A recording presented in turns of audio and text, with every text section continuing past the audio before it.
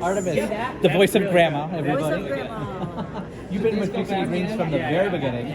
Tell us about it.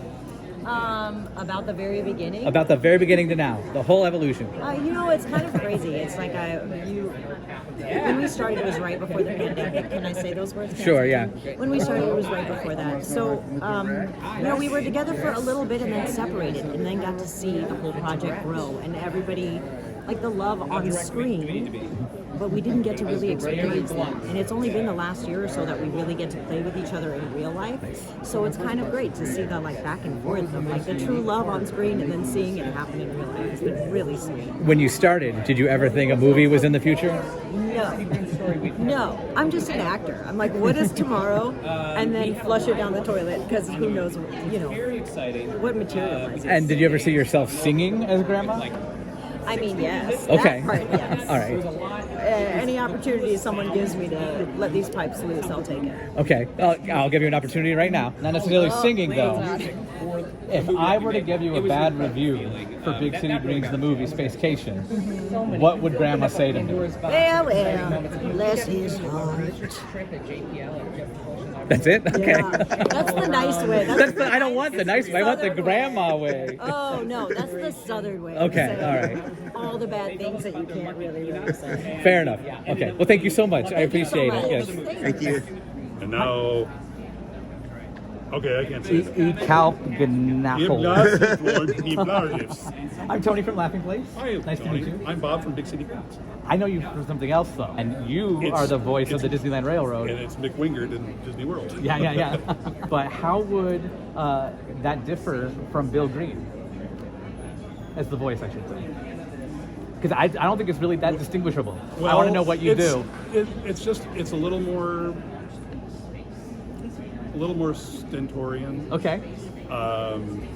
Although when they first put my voice in and it started running in 2017, Chris Houghton, who plays Cricket, one of the creators of the show, was on the train at Disneyland with his wife. His wife was videoing him, and it's very quiet. And all of a sudden, you start hearing me saying something as the conductor, and he goes, "Father." You guys have quite a bond, right? Because you've been playing father and son for 4 or 5 years now. We're in the middle of finishing, or not the middle, we're toward the end of season 4, finishing it all up there. So, and you have some emotional moments in this movie with him. There are some big and a emotional nice moments. Musical number. Some very good ones with the whole family, but between Cricket and I, there are some very big, to-dos that go on. And Joachim Horsley, our composer, did a great job. Now, you aren't normally a singer, are you? I can carry a tune. Okay. I've been a professional musician most of my life. I'm a professional tuba player. I do know how to sing. I can read music, but it's not my strongest suit, but I do what I can. So I know a lot of fans, myself included, like your version of the Big City Greens theme song better. And I appreciate that. Life is never dull with ladybugs for pest control. Hi, I'm Anna Akana. I play Gloria in Big City Greens. You have a successful stand-up career. You have a successful social media page. How do you take those triumphs and convey them into the tribulations that are Gloria?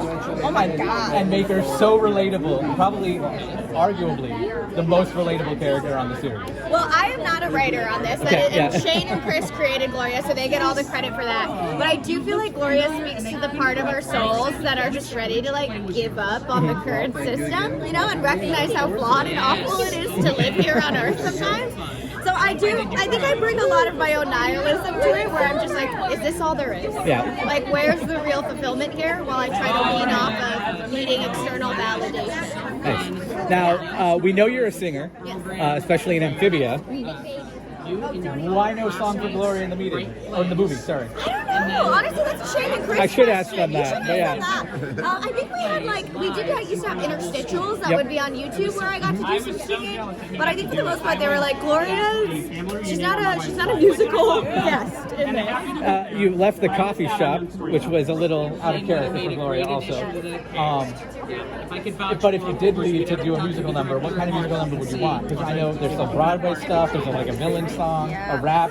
Ooh, I think Gloria would rap. Okay. Yeah, I think she would be really bad at it, it, but she would like give it her all. Can you give us like a little idea of what it might sound like? I think it would be about like, yo, French baguette, over here, I've got a pet parrot, here we go, squawk, squawk. Something like that kind of flow. Well, we love that so much. Thank you so much, Anna. I appreciate it. Thank you. Thank you. Thank you. Thank you.